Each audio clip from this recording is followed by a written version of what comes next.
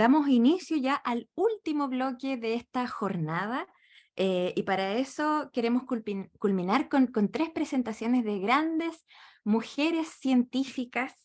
de nuestra universidad. Así que ellas nos van a relatar parte de su trabajo como investigadoras en los temas de neurodegeneración y de neuroregeneración, ¿sí? Sin duda, ambos conceptos son sumamente interesantes y relevantes en estos tiempos que corren, ¿verdad? Entonces, para partir con este primer tema de este último módulo, hemos decidido invitar a la profesora Marioli Miller, la doctora Marioli Miller. Ella es tecnóloga médica con mención en morfofisiopatología y citodiagnóstico de la Universidad de Chile, especializándose en vías de transducción dependientes del calcio en células de músculo esquelético en cultivo. Esto fue en el Departamento de Fisiología y Biofísica de la doctora María Angélica Carrasco. Posee un magíster en biología celular de la Universidad de Chile,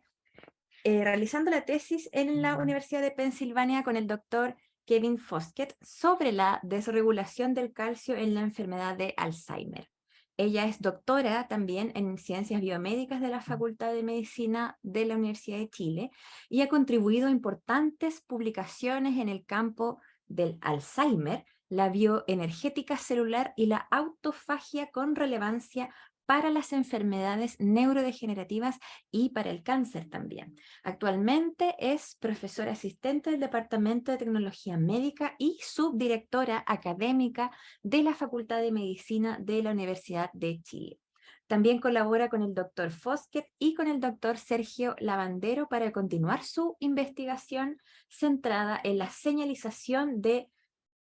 calcio intracelular, principalmente cómo se relaciona con las funciones de las mitocondrias y la bioenergética en diferentes modelos. El título de la conferencia que nos va a ofrecer en esta tarde Marioli es Alteraciones de la homeostasis del calcio intracelular y función mitocondrial en modelos in vitro de la enfermedad de Alzheimer. Y con esto entrego entonces la palabra a la profesora Miller para que nos cuente más sobre este tema. Marioli. Muchas gracias, Macarena, por la presentación. Cambié levemente el título, pero aprovecho de dar, ya son pasaditos las 12, así que buenas tardes a todos y todas. Muchas gracias por la invitación al comité organizador de esta jornada, sobre todo a mis colegas del departamento. Voy a intentar en estos 20 minutos presentarles una pincelada de lo que fue parte de mi trabajo de tesis doctoral. Y aprovecho también de relevar o resaltar la importancia como representante en un área más de la morfofisiopatología en nuestra disciplina y sobre todo de las técnicas, de cómo formamos nosotros en el área desde las técnicas histológicas, y acá lo vemos súper bien en la relevancia para el estudio de enfermedades neurodegenerativas a nivel más histológico, morfológico, tanto con técnicas histoquímicas, inmunistoquímicas como moleculares, sobre todo para complementar estudios más electrofisiológicos o incluso de comportamiento. Así que voy a partir con este, como dice acá, simplifiqué el título a mitocondria y calcio como valses de la neurodegeneración en estos modelos de la enfermedad de Alzheimer. Y para eso, brevemente mencionar qué son las enfermedades neurodegenerativas, y dentro de esto tenemos acá un ejemplo que también se usa como sinónimo de las demencias, y es un término paraguas que se aplica para un rango de condiciones en el cual se ven afectadas primariamente las neuronas de nuestro cerebro. Por lo tanto, también se les considera como un grupo heterogéneo de desórdenes que están caracterizados, como aquí dice claramente, por una disfunción que es progresiva en el tiempo y que posteriormente lleva a una muerte de una población selectiva que es mucho más vulnerable que el resto de las células, y que puede ocurrir tanto en el sistema central o periférico, y que en este caso estamos hablando de alteraciones tipo enfermedad de Alzheimer, enfermedad de Parkinson, Huntington, entre muchas otras. ¿Por qué es importante estudiarla? Hasta el día de hoy sigue siendo el factor de riesgo más preponderante el envejecimiento. Y nosotros sabemos, como observamos en este gráfico, que nuestra población ha ido paulatinamente envejeciendo, y efectivamente se predice que para el año incluso 2050 vamos a alcanzar a más de 130 millones de personas con Alzheimer, que sigue siendo la causa más común de demencia en el mundo. Entonces, Brevemente, comentarles que esta es una enfermedad, como decía inicialmente, un desorden neurodegenerativo que es progresivo y que está clínicamente caracterizado por una disminución de las funciones tanto intelectuales como cognitivas y que hasta el día de hoy lamentablemente sigue siendo incurable. Entre sus varias clasificaciones se encuentra dividida por una enfermedad de inicio temprano, como aquí se menciona, o early onset, y como una enfermedad de inicio tardío. En el caso del inicio temprano, o también conocida como Alzheimer familiar, solo afecta a como un 5 a 10% de la población que padece Alzheimer, y obviamente se diagnostica en una edad mucho más temprana, entre un rango de 35 a 60 años, y afecta principalmente, lo que se conoce son mutaciones en los genes que codifican tanto para la proteína precursora del amiloide o APP, a las proteínas presenilinas 1 y 2 y a la proteína tau. A diferencia en el caso del inicio tardío, que afecta a la gran mayoría, el 95% de la población que padece la enfermedad de Alzheimer, y obviamente se diagnostica de manera mucho más tardía, después de los 60 años, y donde los principales factores de riesgo siguen siendo más bien ambientales, la dieta, la actividad y obviamente el envejecimiento. Y hay muy pocos factores genéticos asociados hasta el día de hoy. Acorde a la definición patológica inicial, esta enfermedad está definida por la presencia de estas placas de beta amiloide, ya sea extracelular o intracelular, como también de ovillos neurofibrils intracelulares, que está dado por la acumulación de esta proteína más bien tau fosforilada. Y es esta acumulación exagerada la que finalmente lleva a la neurodegeneración. Por décadas se ha asumido que ambas enfermedades, la de inicio temprano como la de tardía, son similares o comparten mecanismos etiopatogénicos similares. Sin embargo, hay un grupo de evidencias también bien grandes que las plantea como enfermedades diferentes en las que se comparten algunas características. La mayoría de las enfermedades del Alzheimer familiar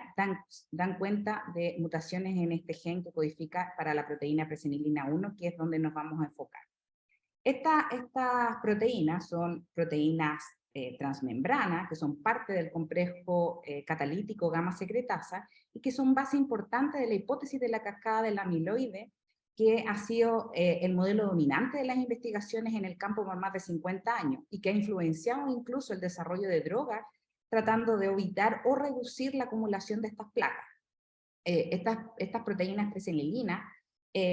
contribuyen principalmente cuando está mutada la presenilina 1 a la vía amiloidogénica, que es la que causa estas especies tóxicas, que me imagino que posteriormente la doctora Paula Lima nos va a hablar con mucho más detalle, y que son las que generarían estas placas seniles, que son las principales causantes, de acuerdo a esta hipótesis de la cascada del amiloide, de causar la neurodegeneración. Sin embargo, también obviamente tenemos una vía no amiloidogénica, donde esta A-beta no es tóxica y que tiene un montón de funciones fisiológicas normales en las que participa y que veremos más adelante. Entonces, sin embargo, hay un montón de evidencia que señalan, o me faltó un poco mencionar acá, que hay una gran cantidad de investigación, como decía, que sugiere que las mutaciones en esta proteína presenilina causan una desregulación en las señales de calcio intracelular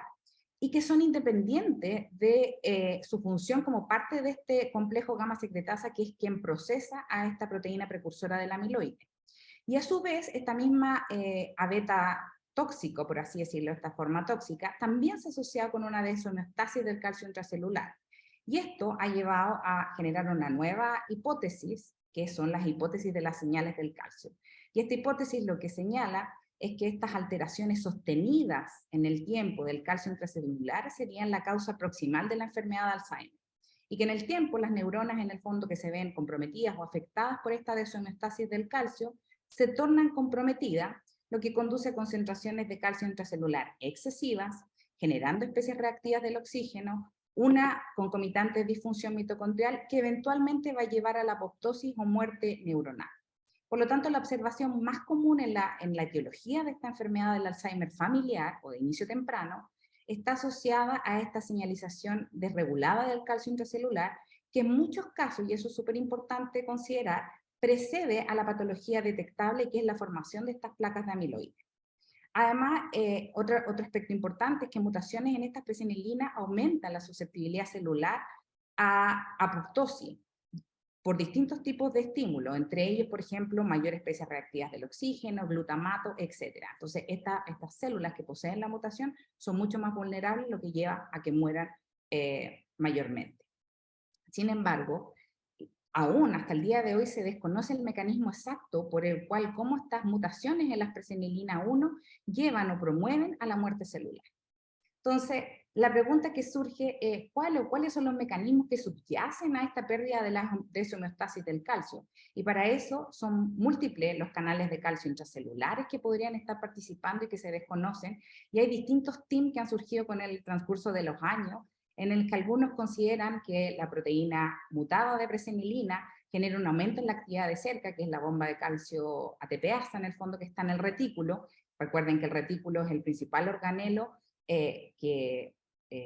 almacena el calcio, y posteriormente esto genera una salida exagerada de calcio hacia hacia el citoplasma. Pero también hay algunos grupos de investigación que promueven o proponen que en el fondo se ve un aumento en la expresión del receptor de renodina, otro canal de calcio extremadamente importante, sobre todo en el caso de las neuronas, y que también esto generaría un aumento de calcio desde el retículo endoplásmico hacia el citoplasma. Por otro lado, yo soy del team de receptor de IP3, donde nosotros inicialmente observamos que existe una interacción o una actividad directa, una interacción directa entre la proteína mutada de presenilina con este receptor de IP3, y esto genera electrofisiológicamente un aumento en la actividad, como vemos acá en este registro, de la actividad del canal, que se mantiene casi siempre abierto, incluso con concentraciones subóptimas de calcio como de IP3, cosa que no se observa en las células controles o en aquellas que expresan o sobreexpresan la proteína presenilina wild type o normal. Entonces, nosotros hemos estado investigando en nuestro grupo, este es parte del grupo del Dr. Fosker, de qué manera esta interacción y esta liberación exagerada del retículo podría afectar en el fondo a estas células. Y de ahí surgió un modelo más adelante donde vemos que en condiciones normales, cuando existe un estímulo a nivel extracelular que activa a los receptores acoplados a proteína G, hay una liberación de inositol trifosfato que va a activar a este receptor de IP3 y generando una liberación de calcio regulada normal. Como ustedes saben, las concentraciones de calcio deben ser finamente reguladas, no solo en el espacio, en el tiempo, porque funciona como un segundo mensajero extremadamente importante para un sinnúmero de procesos fisiológicos, así como también como patológicos. Pero en casos cuando existen estas mutaciones en presenilina, como en el modelo del Alzheimer familiar, esta liberación de calcio es extremadamente exagerada y se produce este aumento incluso en la formación de placas de amiloide. Entonces, aquí lo importante es, ¿qué pasa con este calcio que se libera de forma exagerada? Ustedes saben, o si es que no lo saben, se los cuento, que uno de los principales organelos en el fondo tamponadores o buffer del calcio que se observa, que se libera al citoplasma, es la mitocondria. Y la mitocondria, a pesar de que por años fue considerado un organelo más bien no muy importante en la célula, hoy se sabe y se ha relevado la importancia de esta powerhouse de la célula, porque está involucrado en procesos sumamente importantes y bioenergéticos, como de la bioenergética, con la producción de ATP, en la regulación o la homeostasis de especies reactivas del oxígeno, como del calcio, así como también, por ejemplo, en todo lo que tiene que ver con la sobrevida y muerte celular. También participa, como les decía, en la formación de ATP a través de la fosforilación oxidativa y también en la biosíntesis de un sinnúmero de moléculas importantes, como los aminoácidos, a través del ciclo del ácido tricarboxílico, ya que muchas de las enzimas que participan en este ciclo son calcio dependientes. Por lo tanto, otra observación importante es que en la mayoría de los pacientes con enfermedad de Alzheimer se ha visto que hay una disfunción mitocondrial. Habitualmente estas células poseen una disminución en el potencial de membrana, de la respiración, por lo tanto menor ATP, aumento en las especies reactivas del oxígeno, entre otras. La principal vía de ingreso del calcio hacia la mitocondria es a través de esta molécula que se conoce como MCU, o uniportador de calcio mitocondrial, y que es la principal entrada de calcio. Entonces, desde ahí nos surgió investigar a nosotros y ver qué pasa si es que tenemos un aumento exagerado, como nosotros se ha publicado previamente, desde el retículo hacia el citoplasma. ¿Eso se traduce en un aumento de calcio también dentro de la mitocondria? Entonces, Nuestra pregunta fue de qué manera la liberación exagerada de calcio desde el retículo causada por la mutación en esta presenilina contribuye a los déficits mitocondriales que se observan en estas células en el fondo que presentan la mutación. Entonces, para eso, nosotros hemos trabajado con dos modelos principales, la verdad que son muchos otros, pero yo les voy a contar principalmente de los que yo he utilizado, que son la línea de neuroblastoma humano, una línea celular que es la SHSY5Y, y para ella nosotros hicimos líneas estables que en el fondo sobreexpresan la presenilina wild-type, la presenilina mutada, y también en un vector vacío que solo expresa EGFP. Entonces, nosotros acá observamos cómo en general, incluso ya desde cultivos celulares, aquellas células que expresan la presenilina mutada tienen una menor proliferación celular. Nosotros además trabajamos con células provenientes de pacientes. Estas células las obtuvimos desde un banco allá en el Cornell Institute por $50, la verdad. Y así obtuvimos muestras de pacientes con Alzheimer familiar. También incorporamos pacientes con Alzheimer esporádico para ver si tenían alguna similitud y obviamente pacientes control. Para eso nuestro primer objetivo fue, por ejemplo, determinar si esta mutante de presenilina realmente presenta un aumento en la captación del calcio mitocondrial mediado por esta proteína de las que yo le hablé, el MCU, en los dos modelos experimentales. Y súper brevemente, no voy a entrar en el detalle por un asunto de tiempo, les muestro que para eso nosotros usamos este espectrofluorímetro muy de fluorescencia que nos permite hacer mediciones múltiples. Y otra gracia de esto, a diferencia de la calcium imaging que habitualmente se hace por microscopía, donde podemos en el fondo sacar información de áreas de interés muy específicas bajo el microscopio de solo 10 a 20 células por campo, dependiendo del objetivo que usemos. Acá nosotros podemos evaluar simultáneamente más de 7 millones de células por muestra por paciente en este caso. Entonces, lo que nos da una mayor fidelidad de nuestros resultados. Por lo tanto, en este caso, lo que nosotros hicimos fue suspender en un buffer con 0 calcio en el medio y usamos células permeabilizadas. También agregamos succinato para mantener felices a nuestras células y usando digitonina usamos una sonda fluorescente que es el FURA-F y usamos el tetrametil-etilrodamina que sirve para medir el potencial de membrana mitocondrial. Luego de que las permeabilizamos, nosotros utilizamos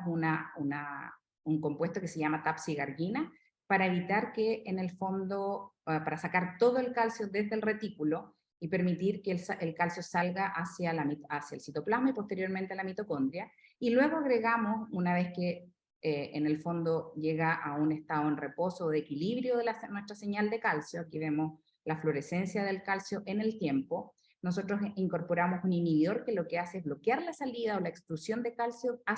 desde la mitocondria hacia el citoplasma. Y agregamos un bolo de calcio de unos 5 micromolar para ver, y nosotros vemos cómo hay un pic de la entrada de calcio en la mitocondria que luego llega a un estado basal. Y como para poder calibrar nuestros instrumentos usamos un ionóforo de calcio súper potente que es este CCCP, que lo que permite en el fondo es sacar todo el calcio desde la mitocondria y obtener la fluorescencia máxima y luego quelar ese calcio para obtener la fluorescencia mínima. Entonces, usando este modelo experimental, nosotros incluso usamos como control un inhibidor de un portador de calcio o MCU, que es el RU360, y pudimos controlar que efectivamente al bloquearlo no había esta captación de calcio, sino que el calcio se mantenía en el citoplasma. Entonces, con esto usamos en nuestra primera línea celular en las SH y vemos que en condiciones, en estas células normales, vemos este comportamiento. En las células que expresan el mutante, la presenilina wild-type, no observamos diferencia y posteriormente sí observamos algunas diferencias en el caso de las células que expresan el mutante. Pero resumiendo y sacando todos los resultados, no observamos una diferencia significativa o estadísticamente significativa entre estas líneas celulares. Las únicas diferencias se encontraron en que a nivel basal tenemos un aumento del calcio, también tenemos un aumento en la salida de calcio desde el retículo, no hay diferencias en el pic que obtenemos en el calcio, pero sí en el calcio total mitocondrial. Estos resultados también muestran que no hay diferencias en el potencial de membrana mitocondrial. Por tanto, la pregunta fue, chuta, ¿qué está pasando? ¿Hay realmente, si no hay problema en la entrada de calcio, dónde podría estar el problema? Entonces, es así como también probamos en los pacientes en los fibroblastos de pacientes con Alzheimer, y podemos ver que nuestros pacientes controles, usando exactamente el mismo tipo de experimento, tenemos acá este comportamiento. No voy a entrar en el detalle porque quiero que lo comparen con el mutante. Y acá vemos en el mutante que al inhibir o al ver la salida de calcio desde el retículo, tenemos un aumento, que lo podemos ver en este close-up acá, y posteriormente, sin embargo, cuando agregamos solo 1 micromolar de calcio, esas células ya se mueren. Es decir, están mucho más vulnerables, susceptibles, incluso a un desafío de solo 1 micromolar, y que se quedan ahí a medio morir saltando, y cuando agregamos los 3 micromolares, estas células se mueren, a diferencia de las células control. Entonces, en conclusión, estas células, en el fondo, el mutante presenilina, específicamente en el caso de los fibroblastos, en este A246E, tiene mayor calcio citoplasmático, un aumento de la liberación desde el retículo, y estas células se mueren. Por lo tanto, hay una pérdida completa del potencial de membrana mitocondrial cuando agregamos incluso solo 1 micromolar. Entonces, ¿qué pasa si removemos el calcio desde el retículo? Entonces, lo que hicimos acá es dejar depletar a las células de calcio desde el retículo, y cuando hicimos eso, aquí miren solo la línea roja, que es el paciente con Alzheimer, en el fondo el mutante, y cuando sacamos al calcio y dejamos y depletamos estas células por más tiempo en una solución de cero calcio, miren aquí el verde, nosotros logramos en el fondo llevar casi a niveles normales el calcio del citoplasma. E incluso cuando agregamos 1 micromolar o incluso 3 micromolar, estas células mutadas logran comportarse como las células normales. ¿Ok?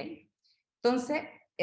aquí observamos incluso, quisimos ver a nivel de microscopía, cómo en las células normales ustedes se ven que los fibroblastos se ven como debieran verse en el fondo, con estas mitocondrias en forma de espagueti, bien distribuidas a lo largo no solo del soma, sino que también de todos los procesos dendríticos, a diferencia, y esto está súper descrito, a diferencia de las células con Alzheimer, donde aquí en color púrpura vemos cómo está el calcio aumentado, y vemos también una gran variabilidad morfológica en estas células.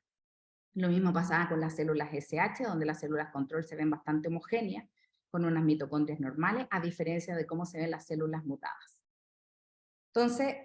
lo que hicimos posteriormente, bueno, aquí voy a pasar súper rápidamente porque en el fondo es solo para mostrarle que para convencernos y para convencer la verdad a Kevin Fosker de que esto era real, probamos distintas sondas o indicadores, desde los clásicos ROD hasta sondas genéticamente modificadas, o sea, indicadores genéticamente codificados como el Mitocar Gecko. Incluso usamos sondas basadas en FRET, y en todos ellos obtuvimos, tanto en las células SH como ustedes ven, un aumento en el calcio, no solo mitocondrial. Aún así, lo mismo repetimos y observamos con estos mismos indicadores en las células de los fibroblastos, donde también observamos que tanto en las células con Alzheimer familiar como en las esporádicas teníamos un aumento en el calcio mitocondrial. También lo vimos, como les digo, no solo con las indicadores tradicionales, sino que también con los basados en FRET, por ejemplo. Entonces, en conclusión, nosotros podemos decir que con dos estrategias técnicas completamente diferentes, e incluso con dos tipos celulares, una línea celular o incluso células provenientes de pacientes, pudimos observar que existe un aumento basal constitutivo en los niveles de calcio, tanto en la citoplasma como también en la matriz mitocondrial, en todas aquellas células que expresan alguna forma de mutación en presenilina 1. Lo que sugiere que existe una sobrecarga de calcio en la mitocondria de estas células mutantes, y que podría estar alterando procesos metabólicos que son esenciales para el buen funcionamiento, en este caso de neuronas o de cualquier célula. Entonces, ¿cómo podemos determinar si este aumento en la mitocondria es tóxico realmente? Entonces, para eso se hacen pruebas de hipersensibilidad. ¿Y cómo funciona esto? En el fondo, cuando hay un aumento de calcio en la matriz mitocondrial, esto activa la apertura del poro de transición mitocondrial, y que va a generar, en el fondo, es una muerte por apoptosis intrínseca. Y eso lo evaluamos en este caso en esta célula, usando lo mismo que les comenté previamente, el diseño experimental, pero acá lo que hacemos, la estrategia es agregar bolos de calcio constantes de 3 micromolar de calcio, y vamos viendo cómo nuestro canal de calcio o MCU es capaz de ir captando y volviendo a basal, capta y vuelve nuevamente a su estado basal, hasta que llega un punto en que el calcio es demasiado y la célula se muere. Esto es como una respuesta normal de nuestras células, que también lo observamos con nuestro control, que en el fondo la sobreexpresión de la proteína presenilina, pero wild type en condiciones normales. Sin embargo, en nuestra célula mutante, cuando nosotros hacemos este challenge de calcio, nosotros vemos que esta solo aguanta hasta el tercer desafío y la célula se muere. Entonces, y también generando alteraciones en el potencial de membrana mitocondrial. Sin embargo, en estas mismas células mutantes ahora, ¿qué pasa? Esto es lo que nosotros habitualmente observamos, un desafío y la célula muere. Pero si nosotros le sacamos, en el fondo, la liberación desde el retículo, nosotros logramos incrementar la sobrevida de esta célula. Y si más encima no agregamos un bloqueador de la salida de calcio de la mitocondria, esta célula logra actuar como una célula normal. Ahí tenemos en el fondo, y es lo mismo que podemos corroborar en el fondo de cómo está funcionando el potencial de membrana mitocondrial como control. Entonces, en conclusión, existe una apertura regulada del poro de permeabilidad mitocondrial que se observa en estas células y que emerge como una posible o potencial causa de disfunción mitocondrial debido a esta sobrecarga del calcio en respuesta a una liberación exagerada de calcio desde el retículo, en este caso específico a través del receptor de IP3. Entonces, si este aumento que nosotros observamos no es debido a una hiperactividad de este uniportador de calcio en la mitocondria, ¿quién sería el responsable de esta sobrecarga? Y la verdad que nosotros, sorpresivamente, lo que vimos es que no les había comentado, pero